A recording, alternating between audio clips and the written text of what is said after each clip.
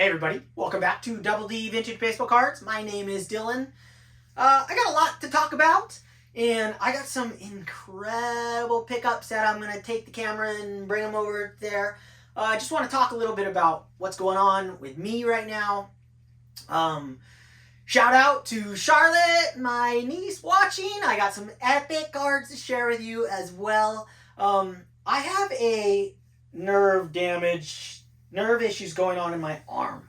I did a whole bunch of yard work, building a trail, and went surfing the next day on my birthday. And then when I was eating, I just got this pulsing pain. So without going too far into it, I've been to the doctors and doing all kinds of things.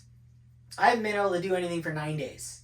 The longest I've been injured since I can remember.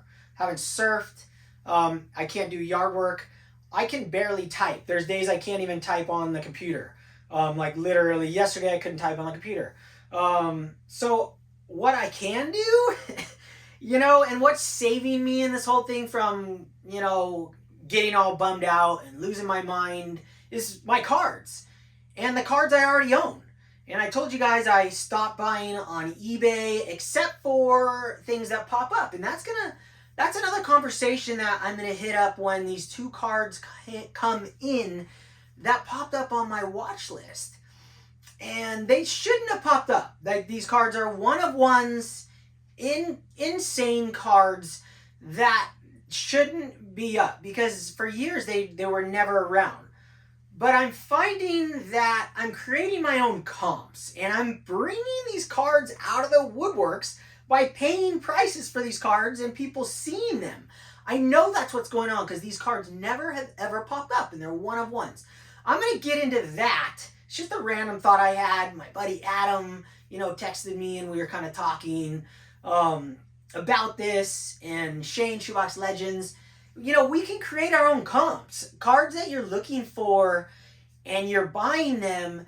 And just like when giant sales happen and the market takes off, people start bringing more cards to the market.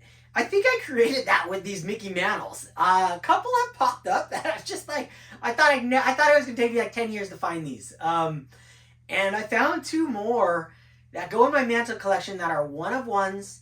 And I paid my last comp. He put them out there, and I've been reaching out to these guys after I leave feedback every time and asking them about the cards and the stories, and that's been really fun.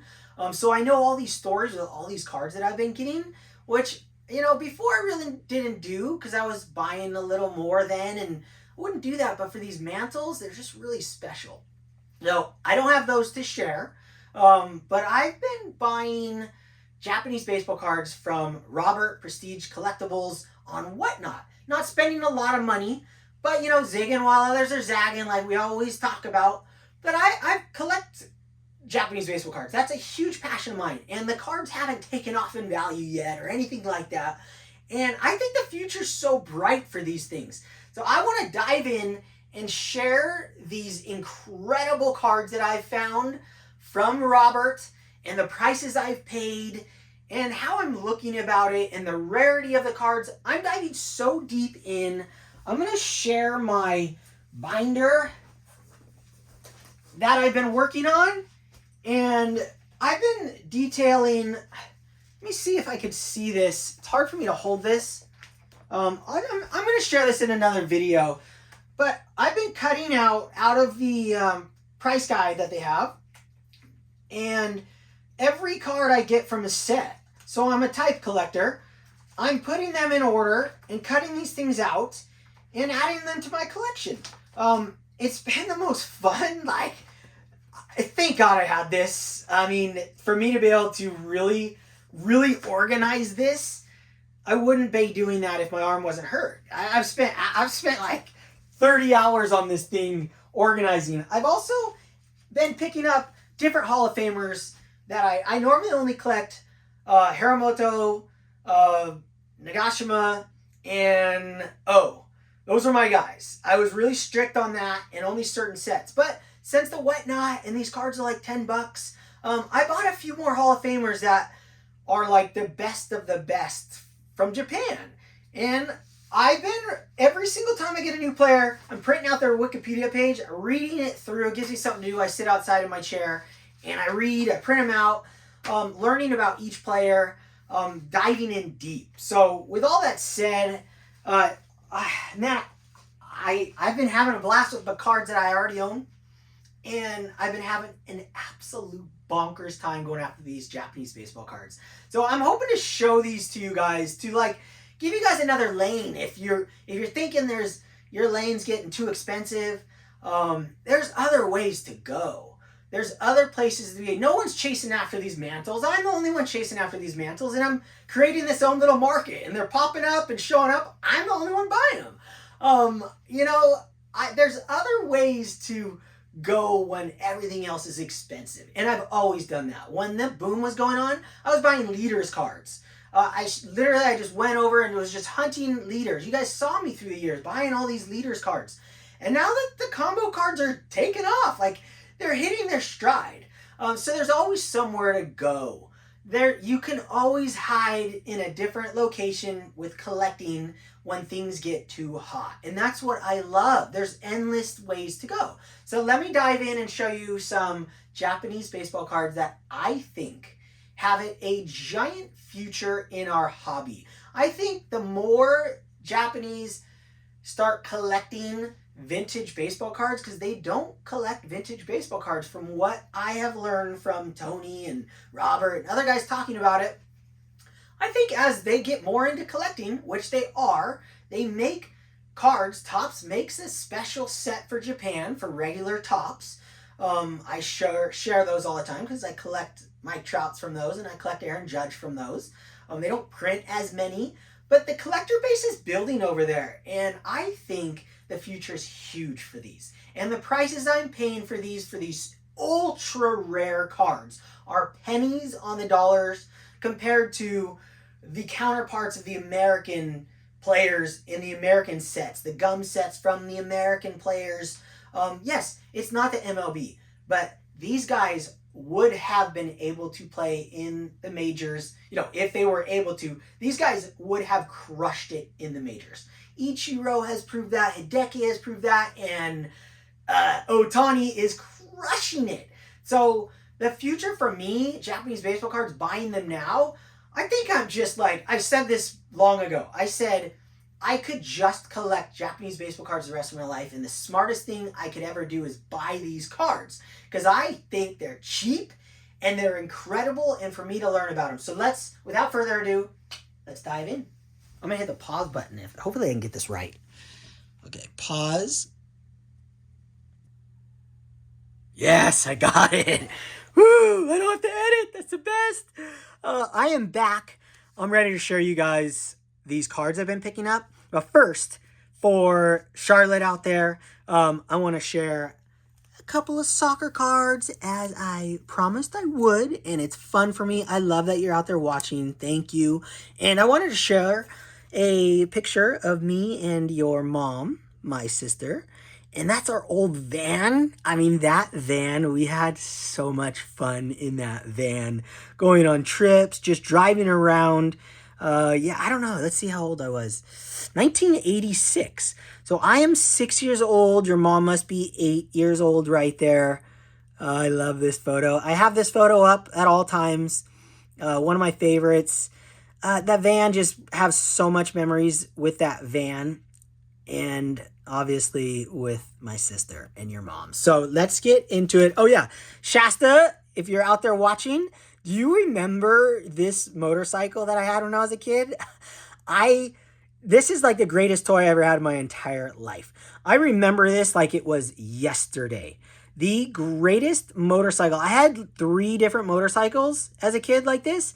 But this one and that helmet, I'll never, ever forget it. I lived and breathed that thing. So I was wondering if you remember this motorcycle at all. Or that helmet. So yeah, I'm 4 years old right there. I remember being 4 years old. I don't remember this because I have the photo. Oh no, I remember that exact motorcycle. I had one more that had just 2 wheels and not the 3 wheels.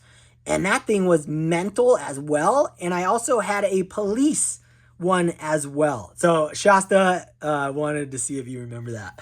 All right, so let me share two soccer cards that are really sick. This one we pulled. Oh, let me take it out of the sleeve. Me and your brother pulled this. Me and Titus pulled this in a pack. And, flip it over. Ow, my arm. This is Diego Maradona and, what do they call this? The Golden Hand or something? Shoot. What is it called? I read his book.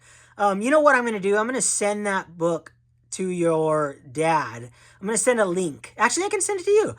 And maybe you want to give it a listen. It's super good. Or maybe you'll have your parents, I mean, I don't see why you can't read a biography. You're old enough.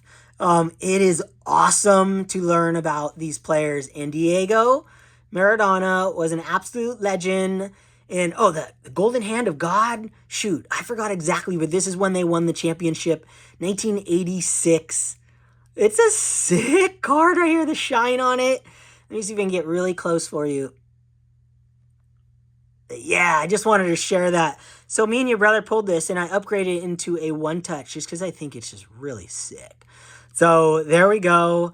Another awesome card, and I can't wait to open some packs with you so we can really dive in. Here is an Mbappe card, another one for the thoughts. This is his rookie season. Technically, I still consider these rookie cards.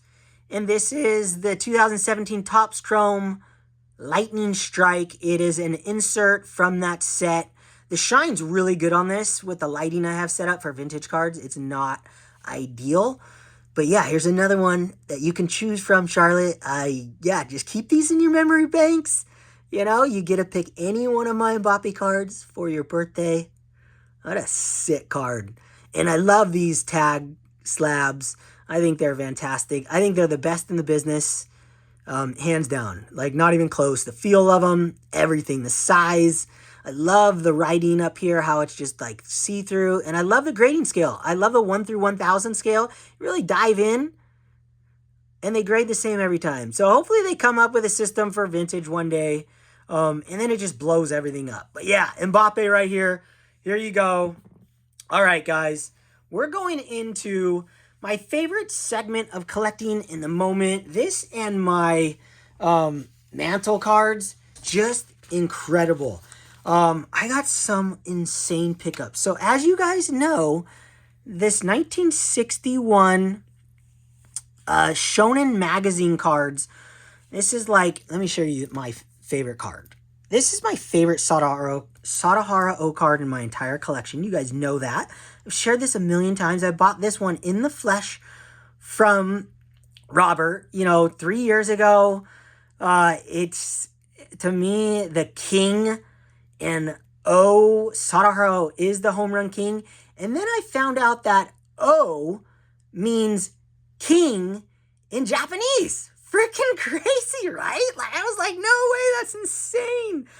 These are a rarity scale R2. So let me tell you what R2 means. I print this out. This is in my binder. I pulled it out. This is the scarcity factor. And this is from, 30, 40 years of learning the cards. Sorry, my arms shake because my right arm hurts so bad just even holding these cards. This is from all the experience. You can read this if you want to pause it. 35 years of collecting and cataloging cards. We feel confident enough to introduce this information to the collecting public. The following is the key to the scarcity factor listings for sets featured in this guide. So an R2 means there's 100 to 249 copies known to exist of that card in the whole world. So there could be only 100, there could be 249, give or take, obviously, if they find things. And this is a box from that set. These are displayed on my wall at all times. I mean, is this not the sickest? That's insane, right? It's just so insane that I have these. And then a year later, I got this from Robert. And I think I bought this at the National as well. I think I did. And this is before I was only collecting O's, years ago. And then I moved on to Shigeo. I wanted another guy to collect. Nagashima, the second or third greatest baseball player ever in Japanese history. And he's the most famous of every single Japanese player by the Japanese, more than O even.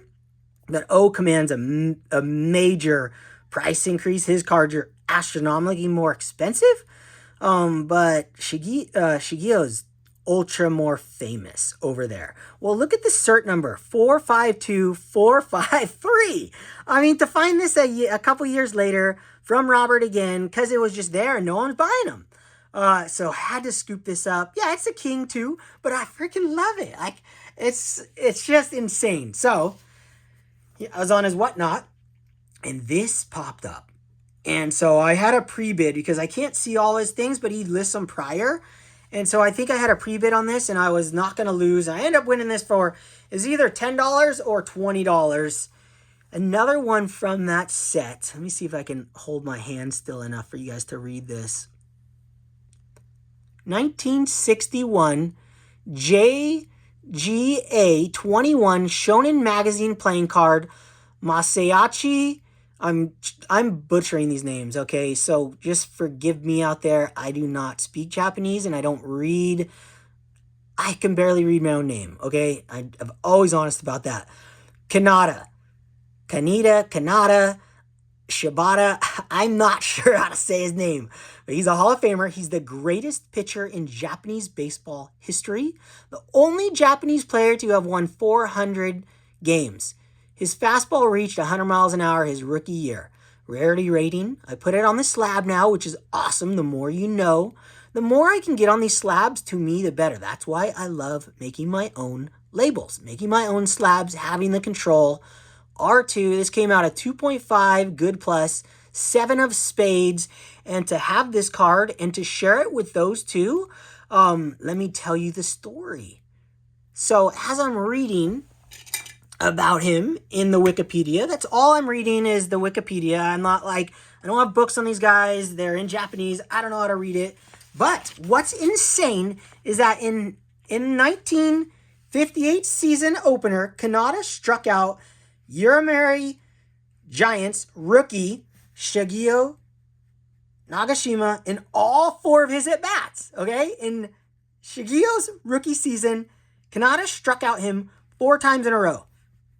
Fast forward one more year, 1959, he struck out Sadahara O in Sadahara O's very first game 4 times in a row. So both the players I collect, and then this guy struck both of them out 4 times in both of their first games. Like, incredible story. You can't make that stuff up. So let's read a little stats on this guy. Just incredible, insane player. He had 4,490 strikeouts. He even hit a little bit, you know. And then look at his career highlights. Japanese Triple Crown, 1958. 14 times 20-game winner. 3 times Ijai Sawamura Award, which is a pitcher. It's a pitching award. 10 times strikeout leader. 3 times ERA leader. Pitched 2 no-hitters. Pitched a perfect game on 21 August 1957. Retired number for the Giants, 34. Inducted into the Hall of Fame, 1988. The Hall of Fame over there is a little different than ours, the way they get inducted. I really like it. It's based off stats and then also committees. So if you have certain stats, you're in automatically. Incredible. Just freaking sick, right? Like, look at those 3 cards. I'm like, how did I find these? How did they end up in my collection? It's not like you can go on eBay and just find these. You're not going to find them. These are the only ones I've ever seen, and I got them.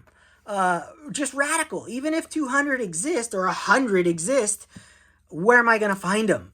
And that card was, like I said, either $10 or $20. Unfreaking believable. So let me show another card of Kaneda, Shibata. This is the 1951 Omashiro Book Karuta card. I won this on the auction, one of his auctions as well. Man, I have the worst, I tell you, get eye fatigue doing videos. I don't know if you guys get that out there. I can't tell if things are focused or not by the end of my videos. But this card, these were Karuta cards. It came in like a game form, and they came in a square of 4. So there's 4 cards connected to this, 3 other cards, 4 total, and you cut them up and then you play the game. This is from 1951. This is graded a 7. I really don't understand the grading on these. I mean, I could recut this card and maybe get an 8, maybe get a 9, or cut it worse and get, I don't, like, it's cut weird. I don't understand the grade. Don't really care. I don't remember what I paid for this, but it wasn't a lot. And it's a beautiful card of the greatest pitcher in Japanese baseball history. Already graded on Whatnot. I want to say I won this for $40, which is probably a lot for, I don't know what these cards are worth, I have no idea. I don't care. I just saw the card and I thought it was absolutely beautiful. And him being the greatest pitcher of all time, I got a new player to collect.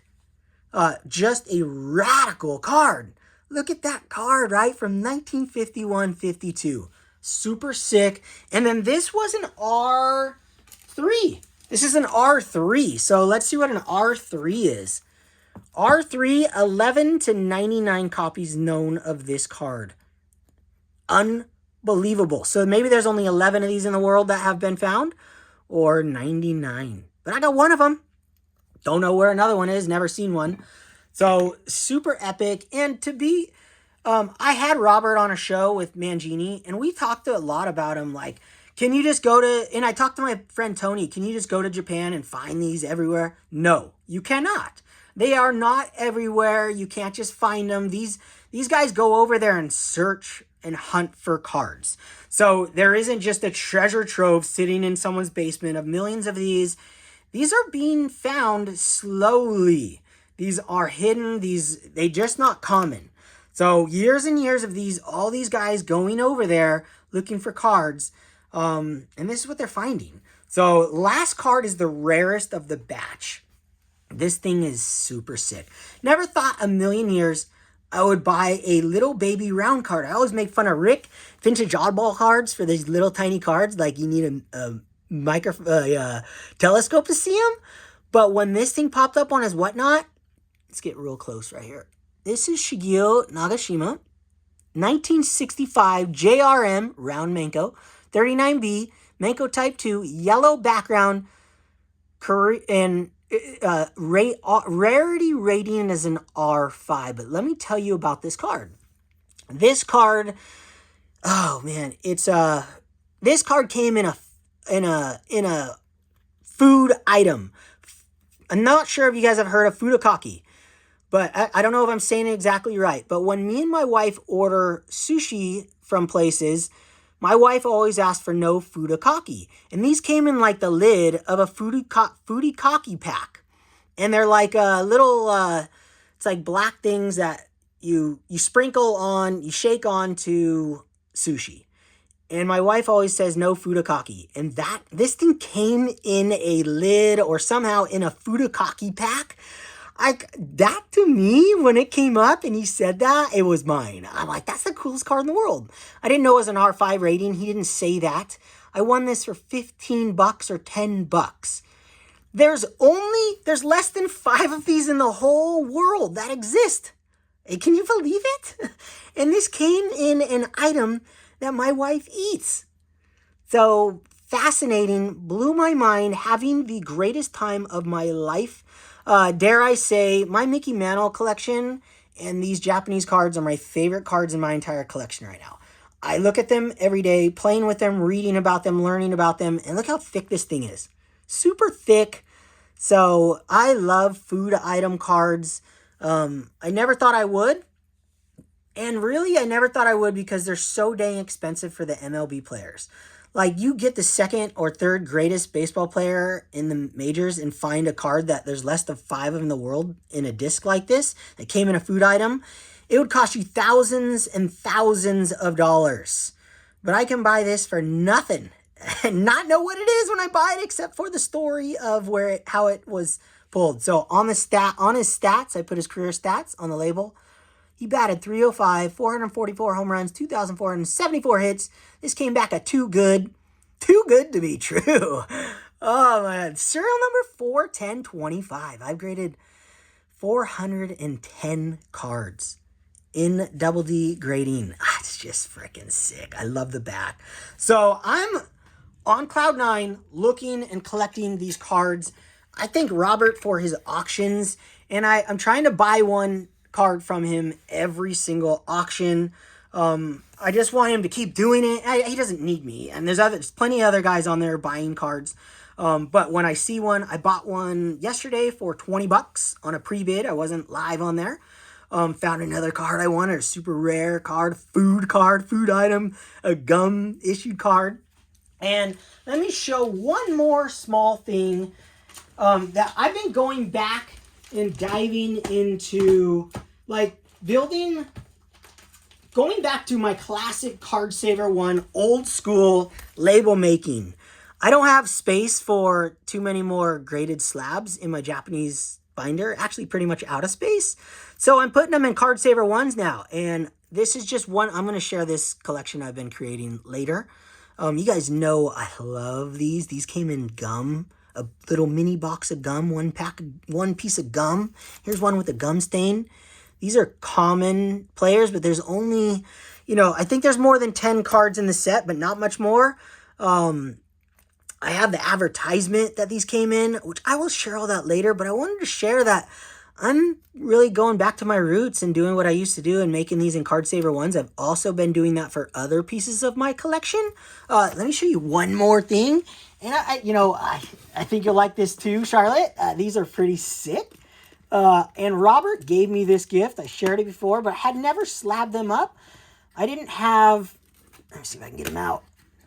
I never had a slab that would fit them. There we go. And I go, well, these Card Saver 1s are perfect. And that's these sick Jintan Gums cards that he gave me. These came in packs of gum, and I'll show you that. This is from 1950s or 60s Jintan Gum. This is a Pontiac. I talked about how when I was a kid, I liked the normal looking cards, the normal looking cars. That's what I played with. And I love it. So I slabbed these up, and I slabbed the pack of gum that these came in. So these slid inside there like that. So there's still gum in this pack. And so you buy a pack of gum, and you can slide one of these cars right out of there. Is that sick? So I'm just going haywire with all this time I got and enjoying these cards and these cards. Just radical stuff. So that's what I have for you guys today. Hope you guys enjoyed, having a blast, diving in deep, going different directions. Yeah, that's it. That's what I got for you guys. I hope you guys are inspired out there. Don't be influenced by guys like me. I'm just having fun playing with my cards and sharing them with you guys. And I can't thank you guys enough for leaving comments. I love reading them. I love it. I read every single one. I appreciate you guys watching. I do this because I like to look at my own cards in my collection and do these videos. And now, I like to interact with you guys. And now I have a new motivation for doing this. And that's because my family's watching. And it means a lot. It means a lot to me to have my family watching, and I get a deep connection with, like, I've had different parts of my family interested in my videos. Bruce has been on my channel. He's doing his own thing now. He's older. Titus has been on my channel. Even my brother-in-law has been on my channel. And now Charlotte's watching my videos. My sister's watching my videos. I can't tell you how much that means to me.